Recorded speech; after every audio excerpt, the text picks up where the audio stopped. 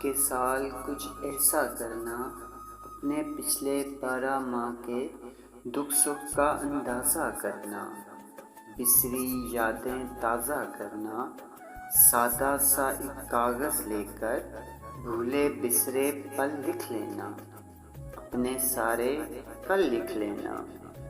پھر اس بیتے ایک ایک پل کا، اپنے گزرے ایک ایک کل کا، ایک ایک موڑ کا احاطہ کرنا، سارے دوست اکٹھے کرنا، ساری صبحیں پاس لانا، ساری شامیں حاضر رکھنا، پھر محتاط قیاس لگانا، گر تو خوشیاں بڑھ جاتی ہیں تو پھر تم کو میری طرف سے آنے والا سال مبارک،